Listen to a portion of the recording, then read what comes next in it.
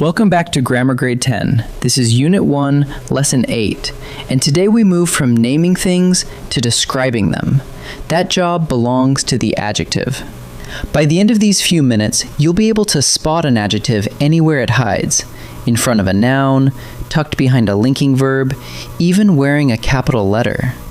Let's get started. So far, we have been naming things. Now let's describe them. Say wind, and you could mean almost any wind at all. Now say brisk wind, and suddenly you can feel it on your face. That little word brisk reaches over and points straight at the noun wind. It modifies it. And that is the whole idea. An adjective is a word that modifies a noun or a pronoun. The same thing happens in a curious student, or 3 tall lanterns. In every case, the adjective limits the meaning of the word it modifies. It takes something wide open and closes it in. Here is the most useful thing you can carry out of this lesson. Adjectives answer 4 questions about a noun. Question 1. What kind? A rusty gate. Rusty tells you what sort of gate we mean. Question 2. Which one? That gate. Now you know exactly which gate on the whole street. Question 3. How many? 4 gates. That's a count. And question 4. How much? Little patience. That measures an amount you cannot count on your fingers. What kind? Which one? How many? How much? If a word answers one of those 4 questions about a noun, you are looking at an adjective. Now, for 3 little words you use 100 times a day without noticing: a, an, and the. Believe it or not, the articles are adjectives, the smallest ones in the language. A and an are called indefinite articles because they point to any one of a group. A hawk means any hawk at all. The is the definite article because it points to one specific thing we already have in mind. The hawk, that one, the one we were watching. Put them together and you get this: a hawk circled above the frozen field. One quick reminder about sound. Use an before a vowel sound. An hour, an orange, an easy question. Most of the time, an adjective sits right in front of its noun. But there is a second place it loves to hide, and you met the setup for it back in Lesson 6 when we talked about linking verbs.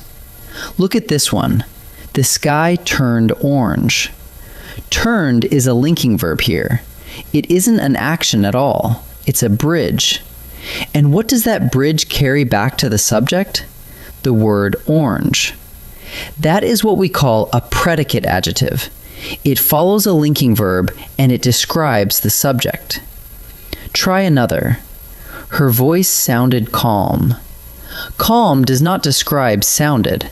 Calm describes voice, the subject sitting at the front of the sentence. So remember, after a linking verb, the adjective still modifies the subject. It has simply moved to the other side of the verb. Some adjectives get a capital letter, and here is why. A proper adjective is formed from a proper noun. Take the country Italy. That's a proper noun. Turn it into a describing word and you get Italian bread. Take the playwright Shakespeare and you get a Shakespearean sonnet. Now notice what came along for the ride: a Japanese garden, a Spanish guitar, a Norwegian sweater. The proper noun changed its shape, but it kept its capital letter. So whenever a describing word grew out of a name, capitalize it. One more wrinkle and it trips people up. Sometimes a noun does an adjective's job. Look at a brick wall. Brick is normally a noun, a solid thing you can hold in your hand. But here it isn't naming anything. It is telling you what sort of wall you're looking at.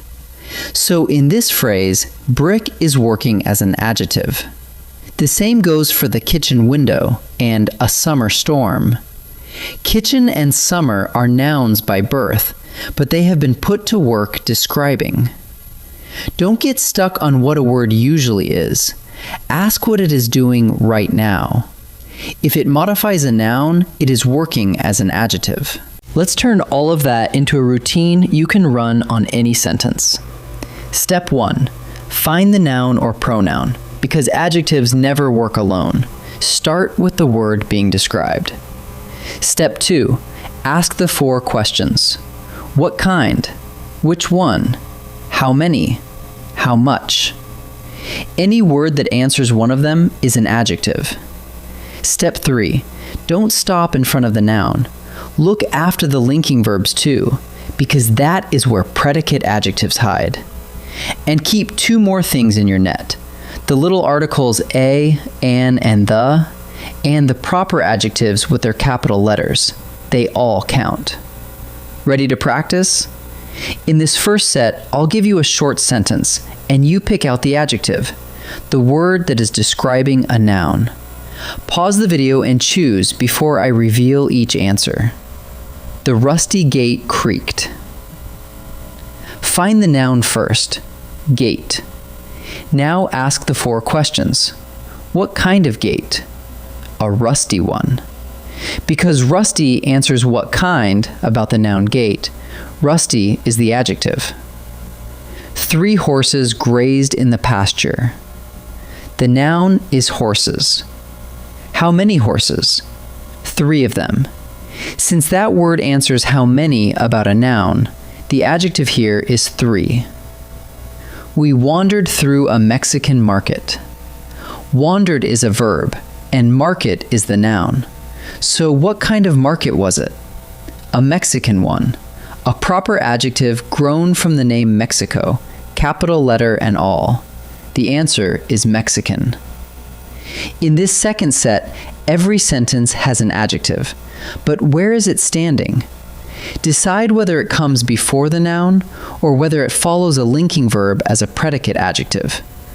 Pause and try each one before I answer.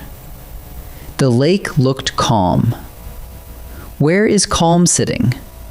Not in front of a noun. It comes after the verb looked, and looked is a linking verb, a bridge back to the subject. So calm follows a linking verb. It is a predicate adjective describing the lake. A calm lake mirrored the pines. Same word, different seat.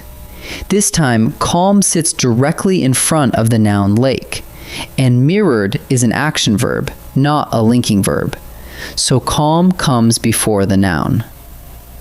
The soup tasted spicy.